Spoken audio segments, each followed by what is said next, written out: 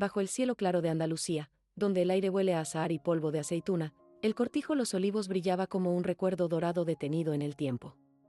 Los viejos olivos observaban en silencio la fiesta que debía marcar un nuevo comienzo, pero que pronto se convertiría en una vergüenza que toda Córdoba recordaría. Había más de 200 invitados, vecinos, parientes, y hasta conocidos lejanos llegados desde Granada y Sevilla. Las mesas estaban cubiertas con manteles bordados, botellas de Jerez, rosas blancas en jarrones y un grupo de flamenco, los romeros, tocando canciones de amor y traición. En medio de todo, María del Carmen, de 57 años, lucía un vestido esmeralda heredado de su abuela, al que había cosido los puños ella misma, noche tras noche, a la luz temblorosa de una lámpara de aceite de oliva, cerca de la fuente de mosaicos. Clara, la novia, una belleza fría de Madrid, susurró al oído de Paco: «¿Tu madre parece una reina de flamenco?» Y yo, una sirvienta. Paco, con la sonrisa tensa y el orgullo herido, se acercó a su madre. «Mamá, Clara dice que el esmeralda roba la luz. Por favor, cámbiate». María del Carmen lo miró con calma, con esa mirada que mezcla amor y cansancio. Abrió el maletero de su viejo Seat 600 y sacó un traje beige cuidadosamente doblado. «No quiero drama, hijo. Si esto te da paz, me cambiaré». Pero antes de hacerlo, el aire cambió. El grupo de flamenco comenzó una bulería, las palmas resonaban, y el murmullo se volvió cuchicheo. Paco, nervioso, levantó la voz, más alto de lo que debía: «Vete, mamá. Mi prometida no te quiere aquí». Las guitarras callaron. Las voces se apagaron. Solo el viento movía las ramas de los olivos. María del Carmen guardó el traje sin decir palabra. Caminó entre los árboles, mientras las llaves del cortijo tintineaban en su cuello, como pequeñas campanillas en un caballo. Cada paso dejaba atrás no solo una fiesta, sino un hijo que ya no era suyo. Perdido entre los rascacielos y las mentiras de Madrid, la luna se alzó sobre Córdoba. Y entre el olor del azahar y la tierra húmeda, se escuchó apenas su susurro: «Las raíces no se cambian por amor. Se defienden». Esa noche, en el silencio del cortijo, María del Carmen se quitó el vestido esmeralda con la calma de quien despide una vida entera. Lo dobló con cuidado y lo guardó en el viejo arcón de madera, entre ramas de lavanda y cáscaras secas de naranja. El olor era el mismo de su infancia, mezcla de campo, jabón de oliva y tiempo detenido. No durmió. Se sentó frente a la ventana abierta, mirando el retrato de su padre con su sombrero cordobés, aquel hombre que le enseñó que la tierra no se vende, ni siquiera por amor. Afuera, el canto lejano de un gallo anunció la madrugada. El teléfono sonó pasadas las 9. En la pantalla, un número de Madrid. «Sí», respondió con voz baja. «Mamá», dijo Paco, su hijo. «Necesito las llaves del cortijo. Clara y yo queremos reformarlo. Haremos un complejo agroturístico, con piscina, jacuzzi y todo lo moderno».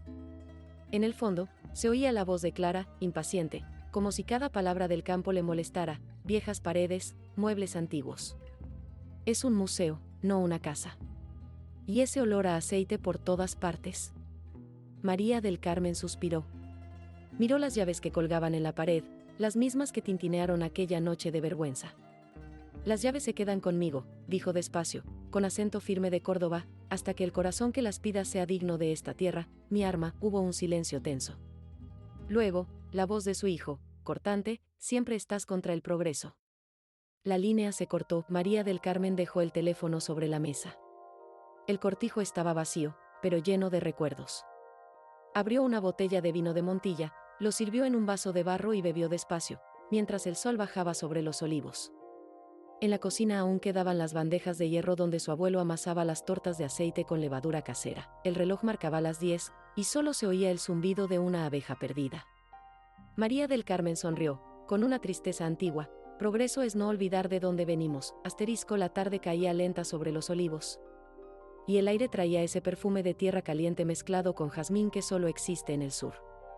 María del Carmen llevaba días sin dormir bien, pero esa mañana decidió algo que sorprendió a todos: invitó a Paco y a Clara a cenar en el cortijo. «Una comida bajo las estrellas», dijo en el mensaje de voz que envió a su hijo. Su tono era sereno, casi maternal, pero en su mirada había una calma que escondía vigilancia. Pasó el día preparando la mesa bajo la pérgola de parras que daba sombra al patio. Puso un mantel blanco, platos de cerámica con bordes azules y pequeñas velas dentro de botijos de barro que reflejaban una luz dorada sobre las hojas del vino. En el centro, un ramo de azahar y lavanda. Todo parecía un cuadro andaluz detenido en el tiempo. En la cocina, el olor al salmorejo recién batido llenaba la casa, tomates maduros, pan duro del horno del pueblo y aceite de su propia cosecha. A un lado, una olla de rabos de toro cocidos lentamente con vino tinto, cebolla y laurel. Aquella era su manera de recibir, con los sabores que contaban su historia, su memoria y su dignidad. Cuando el coche de Paco se detuvo frente al portón, el crepúsculo ya vestía de cobre los olivos. Clara bajó primero, elegante, con un vestido blanco y un móvil en la mano. «Qué romántico todo esto», dijo con sonrisa medida. «Haré fotos, son perfectas para el proyecto». Desde el primer momento, María del Carmen notó la mirada inquieta de la muchacha. No observaba el paisaje con ternura, sino con cálculo. En cuanto se acercaron a la casa, Clara empezó a fotografiar las paredes, los suelos, los arcos de piedra. «Estas faldas de bóveda son del siglo XVIII, ¿verdad?», preguntó, enfocando una vieja fresca de la Virgen del Rocío. «Se las mostraré a un arquitecto amigo. Quiere hacer un modelo 3D para posibles inversores». María del Carmen sonrió sin responder. Sirvió el salmorejo en cuencos de barro, lo adornó con huevo duro y jamón picado, y se sentó frente a su hijo. «Pruébalo, Paco. Nadie lo hace como tú lo recuerdas». Él sonrió, como un niño cansado. «Es verdad, mamá. Nadie cocina como tú. Ese pan es del horno de la esquina, ¿no?». Durante un instante, el aire pareció más liviano. La voz de Paco se ablandó, y María del Carmen sintió una chispa de esperanza. Tal vez, pensó, aún quedaba algo de aquel muchacho que un día ayudaba a su padre a recoger aceitunas, pero Clara no comía. Terminó su copa de vino y se levantó con una excusa: «Voy a hacer una foto del despacho. Tiene un encanto muy auténtico». El despacho del abuelo José Antonio seguía igual que el día en que él murió: el crucifijo torcido, los libros con polvo, el armario de abaca que guardaba documentos, cartas y recuerdos. Clara entró despacio, encendió la linterna del teléfono y pasó la mano por los muebles. No buscaba belleza. Buscaba algo que había oído nombrar en una conversación entre Paco y su madre: los papeles de la propiedad. Abrió la puerta del armario. Dentro, entre carpetas viejas y un rosario, vio un sobre amarillo con el nombre del difunto escrito a pluma: José Antonio Ramírez, 1978. Lo tomó sin pensarlo. Un leve ruido la hizo girar, pero no había nadie. Guardó el sobre en su bolso y volvió al patio, disimulando con una sonrisa. «Tenéis razón», dijo al sentarse, «este sitio es mágico». María del Carmen la observó unos segundos. Notó algo en su respiración, una prisa oculta. Pero no dijo nada. La cena continuó entre frases cortas, brindis tensos y risas forzadas. Cuando Clara y Paco se marcharon, la noche se había vuelto fría. Las velas se consumían, y solo el canto de un grillo acompañaba el silencio. Ya dentro de la casa, María del Carmen fue al despacho para guardar los manteles. Al acercarse al armario, notó algo que le heló la sangre: la puerta estaba entreabierta. Los documentos desordenados. El crucifijo torcido en el suelo. Buscó con las manos temblorosas entre las carpetas. El sobre amarillo no estaba. Durante un segundo, sintió el mismo vacío que la noche en que perdió a su marido en la feria de Córdoba, muchos años atrás. El mismo nudo en el pecho, la misma impotencia muda.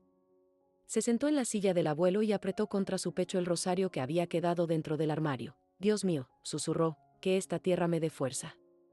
Porque la guerra ha vuelto a empezar». Afuera, el viento agitó las hojas de los olivos. Y entre sus sombras, la luna brilló como una moneda vieja, testigo de una traición más. Esa noche el aire olía a polvo y a presagio. El viento había empezado a soplar desde la sierra, trayendo nubes bajas que borraban las estrellas sobre el cortijo. María del Carmen se quedó un largo rato sentada en el despacho del abuelo, mirando el espacio vacío donde antes estaba el sobre. El reloj de pared marcaba las 2, pero en su cabeza solo resonaba una idea. La muchacha se lo llevó. Se levantó despacio, caminó hasta la cocina y encendió una lámpara de aceite. La llama pequeña proyectó sombras en las paredes y volvió visible el polvo que flotaba en el aire. En la mesa aún quedaban los restos de la cena: copas con vino, migas de pan, un plato con jamón seco. Todo olía a hogar, y al mismo tiempo, a traición. María del Carmen apoyó las manos sobre la madera. «Padre, si vieras lo que han hecho con tu casa», murmuró. El silencio le respondió con un crujido del techo. Afuera empezó a llover, primero lento, después con fuerza, golpeando las tejas como si el cielo quisiera purificar la tierra. En Madrid, a esa misma hora, Clara abría el sobre en su apartamento de paredes blancas. Dentro había un testamento amarillento y una carta escrita con tinta azul: dejo el Cortijo Los Olivos a mi hija María del Carmen, y después, a quien demuestre amar esta tierra como ella la ama. Clara sonrió. Sabía que con eso podía convencer a Paco de venderlo todo. Un simple papel antiguo, pensó, nada que un abogado no pueda arreglar. Pero al día siguiente, cuando Paco llegó a su oficina, la lluvia seguía cayendo sobre Madrid. Se sentó frente al ordenador, encendió el teléfono y vio un mensaje de voz de su madre: hijo, el campo está llorando. Y cuando la tierra llora, alguien ha mentido. Su voz era firme, sin rabia. Paco sintió un nudo en la garganta. Desde niño conocía ese tono, era el que usaba cuando algo grave iba a ocurrir. En el cortijo, el agua corría por los surcos de la huerta, arrastrando hojas de olivo y flores de azahar. María del Carmen salió al patio con un paraguas viejo y miró hacia el horizonte. Sabía que la carta era más que un papel. Era la prueba de que el cortijo no podía venderse sin su consentimiento. Y también sabía que su nuera no entendería jamás lo que significaba esa tierra. Mientras la tormenta rugía, María del Carmen encendió el horno de leña y empezó a amasar pan, como solía hacerlo su abuelo. Con cada movimiento de sus manos, repetía en voz baja: el que roba el alma del campo, se pierde en la ciudad. El fuego crepitó. La lluvia no cesó. En el aire se mezclaban el olor del pan, la madera mojada y la rabia contenida. Afuera, un rayo iluminó el viejo olivo frente a la casa. Y María del Carmen entendió que aquel árbol era su frontera. Su promesa y su defensa, porque en Andalucía, pensó. Las raíces también saben luchar, el sol de mediodía caía a plomo sobre la Plaza de España en Sevilla, haciendo brillar los azulejos como espejos de fuego.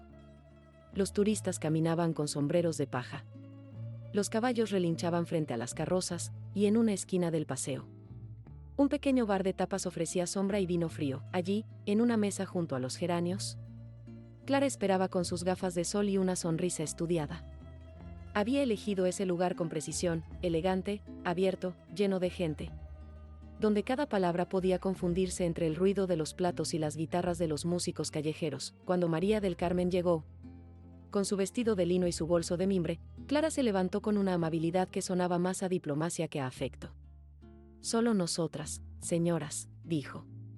Una comida entre mujeres inteligentes. Pidieron salmorejo sevillano, tortillitas de camarones y una botella de manzanilla helada.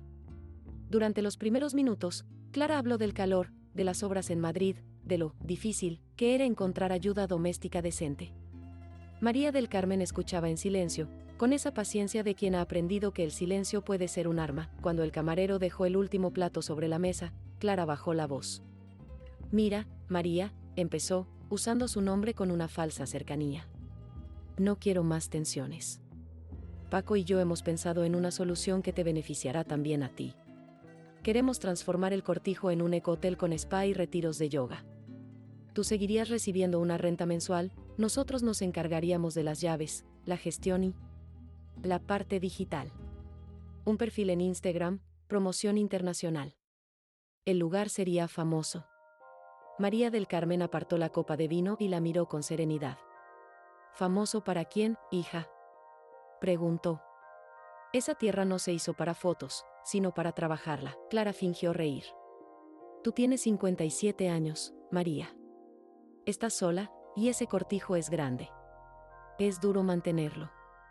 Podrías comprarte un piso en Triana, cerca del río, con ascensor, aire acondicionado, tiendas, gente joven. Vivir cómoda, sin preocupaciones. María del Carmen bajó la mirada un instante. Recordó las noches de invierno con su padre, el olor a aceitunas recién molidas, las canciones antiguas al calor de la chimenea. Luego levantó la vista. La tierra no es un negocio, Clara. Es memoria. Y las llaves del cortijo no abren una caja fuerte, abren una historia. Clara apretó los labios. Su sonrisa se volvió hielo. Entonces no te quejes cuando tu nieto tenga que comer aceitunas de bote, escupió. Tú estás bloqueando su futuro. El silencio cayó entre ellas como una losa. María del Carmen se levantó despacio, dejó su servilleta sobre el plato y se colocó el bolso en el hombro. Mi nieto aprenderá a amar el campo si lo dejamos respirar, dijo con voz firme.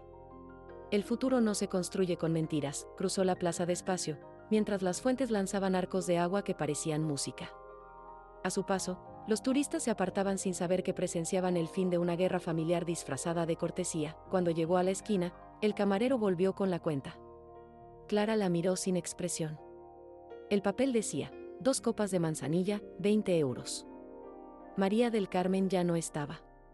Solo el eco de sus pasos entre los azulejos, y el olor a azahar que, una vez más, le recordaba a Córdoba. El sol de Córdoba caía implacable sobre los olivos centenarios.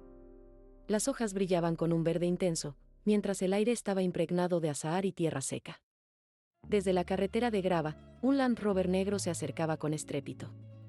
Dentro iban Paco, Clara y 2 abogados, cada uno con papeles en mano y miradas calculadoras. Como si la tierra misma fuera un tablero de ajedrez. Al bajarse, Clara se adelantó con esa sonrisa que mezclaba amenaza y coquetería. Paco estaba tenso, los puños cerrados, y los abogados observaban cada rincón del cortijo, midiendo, calculando, listos para actuar. «Madre», gritó Paco, acercándose a un olivo de más de 200 años. «Danos las llaves». «No puedo tener madre si no abres la puerta». María del Carmen lo miró desde el porche, con el sol golpeando su rostro y la brisa moviendo su cabello. En su mano, las llaves del cortijo brillaban con la luz del mediodía. Su voz sonó firme, clara, sin titubeos. «Entonces, hijo mío, no tienes hijo». Clara entreabrió los labios, como si quisiera decir algo, pero no pudo.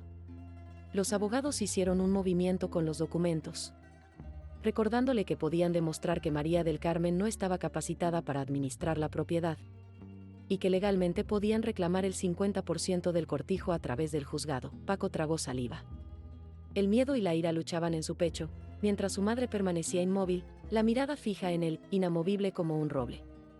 Entonces María del Carmen lanzó la bomba, y además, Clara, estás embarazada. Tu hijo será José Antonio Jr. Piensa en él. El silencio cayó como un manto. La amenaza de los abogados y los gritos de Paco parecían desvanecerse ante la noticia. Ni un pájaro cantaba. Solo el olor a azahar y tierra llenaba el aire. Paco miró a su madre, confuso, sin palabras. Clara bajó la cabeza, apretando su vientre con una mezcla de orgullo y miedo. El polvo de la carretera se levantaba con cada paso. María del Carmen giró lentamente, las llaves colgando de sus dedos, y comenzó a caminar hacia la sombra de los olivos. Paco la siguió unos pasos, luego se detuvo. La distancia entre madre e hijo se convirtió en un abismo de tierra y recuerdos. Un silencio que pesaba más que cualquier palabra. Finalmente, la familia se dispersó, los abogados murmurando estrategias. Clara con su secreto, y Paco atrapado entre el amor y la frustración. María del Carmen se quedó bajo el árbol, dejando que el viento arrastrara el polvo, y con él, las tensiones que nunca podrían tocar la esencia de esa tierra. El cortijo permaneció intacto.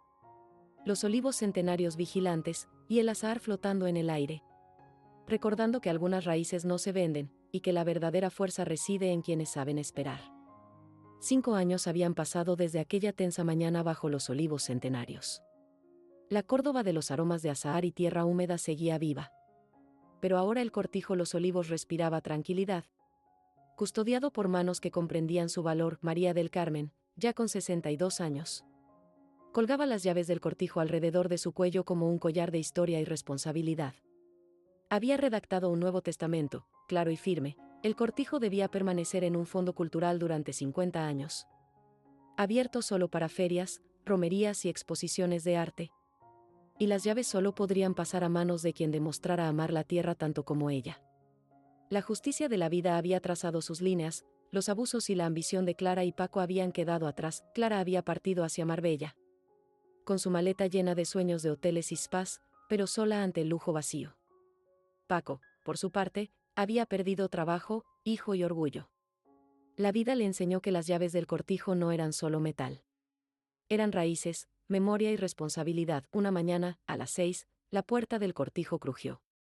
Paco apareció con barba, mochila al hombro, y los ojos llenos de lágrimas. «Perdóname, mamá», susurró, quebrado. María del Carmen lo miró, no con rabia, sino con esa calma sabia de quien conoce la paciencia de la tierra. «El momento correcto», dijo suavemente, «es cuando estás listo. Hoy, 5 años después, Paco vive en Puente Genil, trabajando como mecánico en un taller de tractores. Trae a su hijo, José Antonio, al cortijo cada vez que puede. El pequeño corre entre los olivos, sube por los troncos, grita con alegría: «Abuela, mira». María del Carmen sonríe, sintiendo que el tiempo ha equilibrado todo. Las llaves cuelgan sobre su pecho, el radio toca flamenco. Y desde la cocina sale el aroma de tortas de aceite recién horneadas. Como si cada olor contara la historia de una tierra que nunca se rinde, bajo el cielo azul de Andalucía, la paz se ha instalado.